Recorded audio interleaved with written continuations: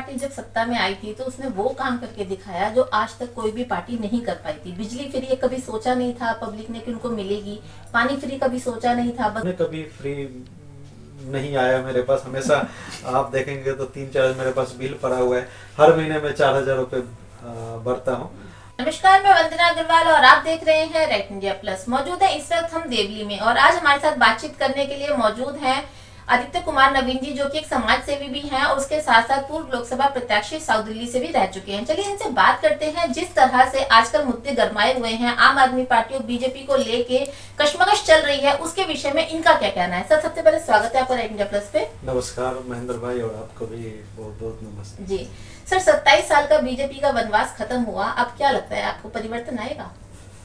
देखिए, लगातार हम देख ही रहे हैं कि जब से कांग्रेस और पहला जब चुनाव हुआ था तो कांग्रेस के साथ इन्होंने आम आदमी पार्टी ने अलायंस बनाया और फिर उन्होंने कुछ दिनों के बाद उन्होंने रिजाइन दिया और फिर पूरे लोगों ने आम आदमी के ऊपर विश्वास किया और एक तरह से एक तरफा वोट जो है वो आम आदमी पार्टी को गया और फिर दूसरी बार भी उनको गया। तो लगातार जो हम देखते हैं कि तीसरी बार इनका कांग्रेस के साथ तो चलो एक बार हुआ, लेकिन 2 बार उनको फुल मेजोरिटी के साथ, जबकि ऐसा भी था कि वहाँ पे विपक्ष का भी कोई रोल नहीं था।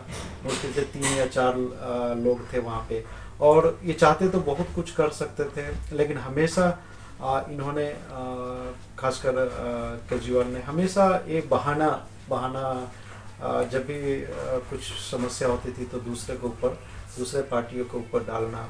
और ये बात क्योंकि लोग एक बार विश्वास करते हैं, 2 बार विश्वास करेंगे, बार बार ये चीज़ें विश्वास नहीं करते लोग। तो जब वो बार बार बोल रहे हैं कि बीजेपी वाले काम नहीं करने देते, बीजेपी वाले काम नहीं करने देते, तो कहीं ना कहीं एक बार मन में आता है ना, क्योंकि हम लोग आम नागरिक हैं यहाँ पे, और एक बार मन में आता है कि चलो एक बार कम से कम बीजेपी को ही दे दो। जब हम इसको वोट दिए, ये बार बार बीजेपी कर रहे हैं, तो एक बार बीजेपी को देख के देते हैं। तो यही जो सिनेरियो रहा यहाँ पे इस चुनाव में। हालांकि लोग इनको आज भी बहुत प्रेम करते हैं, बहुत लोग चाहते हैं केजरीवाल, काम भी अच्छा उन्होंने किया, लेकिन इनका एक ही माइनस पॉइंट रहा जो मेरे हिसाब से मैं देखता हूँ फील्ड में जो लोगों से बात करते हैं, तो एक ही कि हमेशा ये बहानेबाजी चल करके तो लोग कहीं ना कहीं ऊब गए थे इनसे और वो चाह रहे थे कि कुछ नया बदलाव हो, क्योंकि कांग्रेस का कोई अस्तित्व यहाँ पे है नहीं, दूसरा ऑप्शन बीजेपी ही है। तो लोगों ने बीजेपी को वोट दिया और नतीजा ये है कि बीजेपी आई है। सर, आम आदमी पार्टी जब सत्ता में आई थी तो उसने वो काम करके दिखाया जो आज तक कोई भी पार्टी नहीं कर पाई थी। बिजली फ्री कभी सोचा नहीं था पब्लिक ने कि उनको मिलेगी, पानी फ्री कभी सोचा नहीं था, बसों में यात्रा कभी फ्री मिलेगी ऐसा सोचा नहीं था। इतने सब काम करने के बावजूद भी अगर कहीं ना कहीं इशू आते, क्योंकि केंद्र में बीजेपी सरकार थी, तो अगर बीजेपी सरकार कहीं अड़ंगा लगा रही थी तो अगर वो उस चीज को बता रहे थे तो उसमें उनका कोई एक्सक्यूज नहीं था। नहीं, एक्सक्यूज नहीं था, लेकिन एक बताने का एक लिमिट होता है ना, एक हद अच्छा। होता है। अब हर चीज के ऊपर आप किसी दूसरे के ऊपर अगर हम डाल दें तो एक बार एक एग्जांपल, एक छोटे बच्चों को अगर हम कुछ बोलते हैं और बोलते हैं कि नहीं हम वो दूसरे करेंगे, तो एक बार एक बच्चा सोचेगा चलो दूसरों को ट्राई करके देखते हैं। तो यही यहाँ पे हुआ है। उन्होंने कोई दो मत नहीं है कि उन्होंने काम नहीं किया, यहाँ पे अच्छा काम भी किया है उन्होंने। ये बात सही है कि उन्होंने फ्री बिजली भी दिया है, पानी भी दिया है, लेकिन एक लिमिट के हिसाब से दिया है। और हमने कभी फ्री नहीं आया मेरे पास। हमेशा आप देखेंगे तो 3-4 मेरे पास बिल पड़ा हुआ है। हर महीने में 4,000 रुपए भरता हूँ और हाँ, पानी का अभी तक बिल नहीं आया है। वो तो कहीं ना कहीं मानते हैं कि आपको भी फायदा हुआ है। हाँ, ये तो क्योंकि मैं भी एक आम नागरिक हूँ तो फायदा तो है, लेकिन सिर्फ लाइफ जो है वो पानी और बिजली से तो नहीं चलेगी ना। बट सर, कुछ तो राहत तो मिलती है ना। अब ये राहत दे के और उन्होंने ऐसा सिचुएशन में ला दिया कि आप दिल्ली को देखो, आप सर्दियों के टाइम में आप दिल्ली में ऐसा दम घुटता है कि आप दिल्ली में रह नहीं सकते।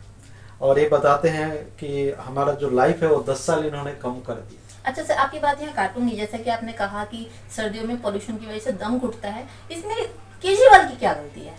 इन्होंने जो चीजें लगाना था, चलो ये प्राकृतिक है कि पंजाब में पराली जलता है, हरियाणा में पराली जलता है, तो इसके ऊपर रोक तो कहीं ना कहीं लगा ये तो सकते पहले हैं। भी चलती थी। पहले भी जलते थे, लेकिन अभी इनका तो गवर्नमेंट था। पहले तो ये बहाना करते थे कि कांग्रेस नहीं सुन रही है, नहीं सुन रही है।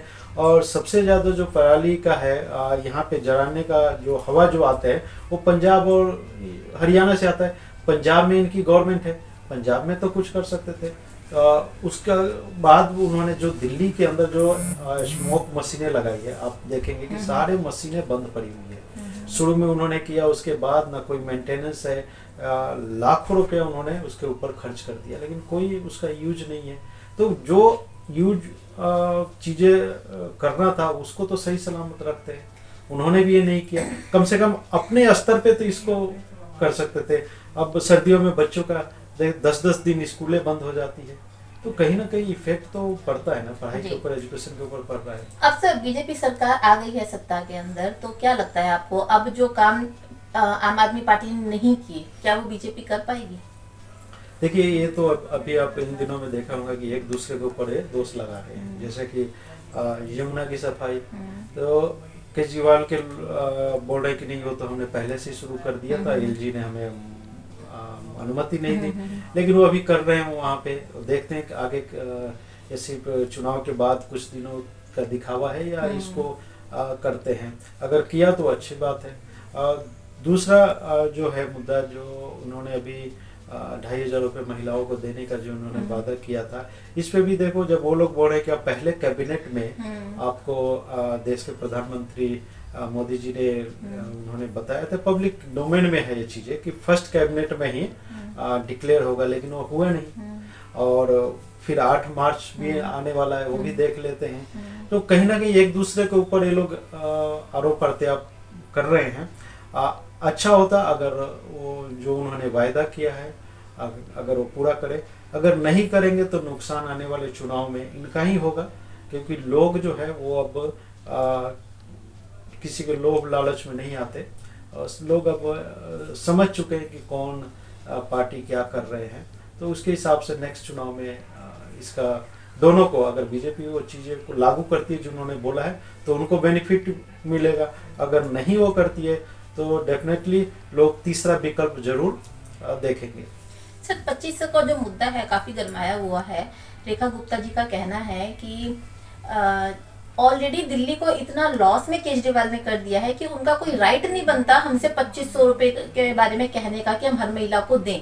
लेकिन विपक्ष में क्योंकि केजरीवाल सरकार है तो वो बार बार चीज को मुद्दा उठा रही है कि भाई पहले तुमने कहा कि हम फर्स्ट कैबिनेट में दे देंगे, अब बोल रहे हो 8 मार्च को दे देंगे, लेकिन अब तक कोई कार्रवाई नहीं हुई है। क्योंकि दिल्ली में इतनी सारी महिलाएं हैं, उनको कैटेगराइज करना, उनको उनके लिए फॉर्म वगैरह भरना, फॉर्मेलिटीज करना, जो कि 15-20 दिन पहले से शुरू हो जाता है। बट अभी 4 दिन रह गए हैं 8 मार्च को, महिला दिवस को, जैसा उन्होंने प्रॉमिस किया था कि वो देंगे। क्या लगता है आपको, दे पाएंगे? कहीं उम्मीद दिख रही है? ये बड़ा ही विकट क्वेश्चन है, क्योंकि इन्होंने वायदा तो किया है और विपक्ष आम आदमी पार्टी इसको जोर शोर से उठा रही है। लेकिन कहीं ना कहीं जब इनको पता था चुनाव से पहले, ऐसे तो नहीं है कि अभी इनको पता चला कि पैसा नहीं है, तो पहले से ही पता रहता है, क्योंकि दिल्ली केंद्र शासित राज्य है तो एलजी के पास पूरा अधिकार रहता है, तो इनके पास सब कुछ है, ऑडिट रिपोर्ट है, तो उनको पता है कि कहाँ पे पैसा है कहाँ पे नहीं है। तो क्या लगता है आपको, ये भी चुनावी जुमला था? अब देखते हैं 8 तारीख को पता चलेगा। अगर ये लोग नहीं करते हैं तो ये इनके लिए एक सेटबैक होगा अगले चुनाव के लिए, क्योंकि जब देश का प्रधानमंत्री अगर कुछ बोल रहे हैं तो लोग उसको खोजेंगे। और अगर वो नहीं, क्योंकि हमने देखा है कि दिल्ली चुनाव में कोई सीएम का फेस नहीं था, जो लोगों ने भी देखा है वो बीजेपी और मोदी जी के नाम पे वोट दिया है। और अगर इस चीज को अगर वो पूरा नहीं करते हैं तो कहीं ना कहीं मोदी जी के उनका जो लीडरशिप है उनके ऊपर लोग उंगली उठाएंगे, प्रश्न करेंगे, और ये प्रश्न उनके लिए भी अच्छी बात नहीं है, और आने वाले चुनाव में कहीं ना कहीं ये सेटबैक करेगा ये। जी सर, कहा जाता है अक्सर, बुजुर्ग कहते हैं कि सुबह सुबह पार्कों में घूमो और सेहत बनाओ, लेकिन बीजेपी सरकार जब से आई है तो उन्होंने जो डीडीए के पार्क हैं जो आम पब्लिक के लिए पहले यूज होते थे उस पे भी शुल्क लगा दिया है 20 रुपए का। तो क्या कहना चाहेंगे आप कि अब इससे कितना उनको फायदा मिलेगा या फिर पब्लिक परेशान होगी? इसमें तो पब्लिक परेशान होगी, क्योंकि ये बीजेपी को नहीं करना चाहिए था। क्योंकि बीजेपी देखोगे जितने कैंडिडेट जब चुनाव में सुबह सुबह पार्क में चले जाते थे और वहाँ पे जाके लोगों से मिलते थे, बात रखते थे। अब उन्होंने वो जीतने के बाद वहीं पे उन्होंने फीस लगा दिया। उसके अलावा लेडीजों को भी मौका मिलता था चुगली करने का, 20 रुपए देने पड़ेंगे उनको चुगली करने के लिए। ऐसी बात नहीं है, लेडीज ही चुगली नहीं करते। ये पर्सनल चीज़ों पे हम कमेंट्स नहीं करते। हमारे माता बहनें हम बहुत रिस्पेक्ट करते हैं उनको। हाँ, ये बात है कि वो जाते थे पार्क में और बात करते थे, अपने समाज के लिए बात करते थे। तो कहीं ना कहीं वो 20 रुपये, क्योंकि वो 20 रुपये से अपने बच्चों को लिए कुछ रख सकते हैं। अगर 20 रुपये एक दिन का है तो महीने में अब 600 650 रुपये उनको पे करना पड़ेगा। तो ये कहीं ना कहीं ये अच्छी बात नहीं है दिल्ली के लिए। सरकार को विचार करना चाहिए। और मैं दिल्ली के मुख्यमंत्री से और जो प्रदेश अध्यक्ष है उनसे आपके द्वारा हम एक खबर पहुंचाएंगे। हम पर्सनली हम उनसे मिलेंगे, बात करेंगे कि ऐसे चीज़ें वो ना लाए। क्योंकि और फंड करने का और भी तरीके हैं। सरकार को अगर फंड की कमी है तो ये तो जनता के ऊपर डायरेक्ट 20 रुपये का लगा के इससे कुछ नहीं होता। नहीं लगता है सर आपको कि कहीं ना कहीं तानाशाही स्टार्ट हो गई है बीजेपी की? अभी देखना पड़ेगा कि उन्होंने किसके दबाव में नहीं लिया, क्योंकि ये इंटायरली जो है वो डीडीए का मैटर है। और ये देखना पड़ेगा कि डीडीए किसके अंडर में आती है। मुझे लगा सर अब तो हर जगह बीजेपी ही है। नहीं, वो तो है, बीजेपी है। डीडीए एलजी कहते हैं, एलजी के बगैर ये तो डीडीए कुछ नहीं कर सकते। तो उनके ही नेतृत्व में उन्होंने किया है। तो ये सच में निंदनीय है, क्योंकि पार्क में हम देखते हैं कि रोज सुबह शाम लोग जाते हैं पार्क में। वो एक, क्योंकि दिल्ली में ऐसे भी जगह नहीं है जहाँ पे लोग आपस में मिल सके। तो एक पार्क एक ही ऐसा जगह है जहाँ पे अपने परिवार के साथ बैठ के थोड़ा बात कर सकते थे। तो वो उसमें भी उन्होंने एक टैक्स लगा दिया। ये अच्छी बात नहीं है। तो ये थे हमारे साथ समाज सेवी एवं पूर्व लोकसभा प्रत्याशी आदित्य कुमार नवीन जी, जिससे इनसे हमने बातचीत करी। जो आजकल गरमाए हुए मुद्दे हैं, सबसे बड़ा मुद्दा जो है वो 2500 का है, क्योंकि सिर्फ 4 दिन रह गए हैं 8 मार्च को जो महिला दिवस कहलाता है। इस पर बीजेपी पार्टी जो है उसने प्रॉमिस किया है, उसने इस चीज का ऐलान किया था कि वो हर महिला के खाते में 2500 रुपए देगी, लेकिन अभी तक भी कोई कार्रवाई स्टार्ट नहीं हुई है। दूर दूर तक कहीं कोई अता पता नहीं है कि ऐसा होगा या नहीं होगा। रेखा गुप्ता जो कि दिल्ली की नई सीएम है, अगर उनकी बात कर ले तो उनका सीधा सा तंज आम आदमी पार्टी के ऊपर आता है कि इतना घाटा आम आदमी पार्टी ने दिल्ली को दे रखा है कि वो हमसे इस चीज के लिए बोल नहीं सकते हैं कि आप 2500 रुपए हर महिला के खाते में दें। अगर विपक्ष नहीं बोलेगा तो आपकी तानाशाही सरकार तो कहां पहुंचेगी? क्या आप देंगे 2500 रुपए? बहुत बड़ा सवाल यहाँ खड़ा हो रहा है, जिसका रिजल्ट 4 दिन के बाद आप लोगों के सामने आएगा। तब तक बने रहिए हमारे साथ राइट इंडिया प्लस पे। नमस्कार।